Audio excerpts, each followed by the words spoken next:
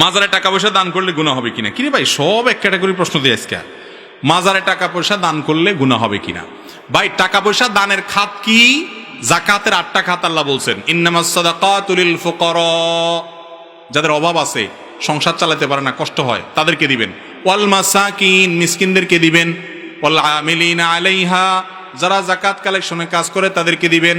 ওয়াল মুআল্লাফাতি কুলুবুহুম, একটা মানুষ নামাজ পড়ে না বা ভিন্ন ধর্মের আছে, তাকে কিছু পয়সা দিলে, হাদিয়া দিলে সে দিনের দিকে আসবে, তখন সে উদ্দেশ্যে দেন। দানের খাত বলতেছে আল্লাহ তাআলা। হ্যাঁ, অফির রিকাব, কোন মানুষ দাস আছে তাকে টাকা দিয়ে মুক্ত করে দেন। ওয়াফি সাবিলিল্লাহ, আল্লাহর রাস্তায় দান করেন, জিহাদে দান করেন বা আল্লাহর রাস্তায় দান করেন। এই যে মুসাফিররে দান করেন, 8টা খাত আল্লাহ তাআলা বলেছেন, এগুলো হলো দানের খাত। এর মধ্যে মাজার নামক কোনো খাতের কথা কিন্তু আমার কথা বিশ্বাস না হলে আপনি কোরআন খুলে মিলিয়ে দেখেন। কি হুজুর আছে? ইন্নামাস সাদাকাতু লিল ফুকারা ওয়াল মাসাকিন ওয়াল আমিলিনা আলাইহা ওয়াল মুআল্লাফাতি কুলুবুহুম, এরপরে অফির রিকাব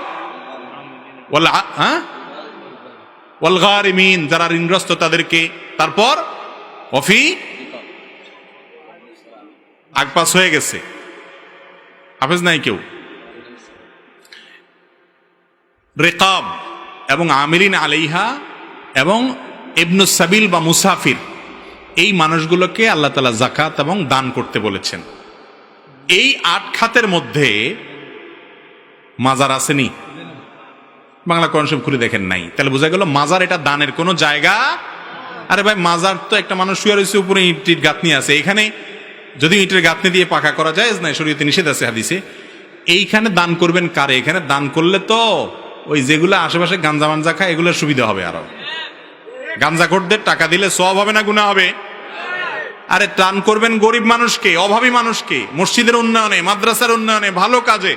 ওখানে দান কি জন্য করবেন? ওখানে দান করলে কাল্লা পাবে। হিয়ানা যে মোমবাতি জ্বালা, আরে ভাই, মোমবাতি দিবেন গরিবের ঘরে, যে মোমবাতির অভাবে ছেলেটা পড়তে পারে না, তারে মোমবাতি কিনে দিবেন। মোমবাতি কিনে দিবেন ওই ঘরে, যেই ঘরে বেচারার বিদ্যুৎ নাই, তারে মোমবাতি কিনে দিবেন। এখানে মাজার আলা বেচারা ভিতরে আছে, উপরে মোমবাতি দিয়ে কি লাভ? এটা দিলে তো এই মোমবাতি ঘুরে ঘুরে আবার আমাদের হিয়ানো আসবে, এগুলো ব্যবসা করবো। ঠিক না ভাই? ঠিক।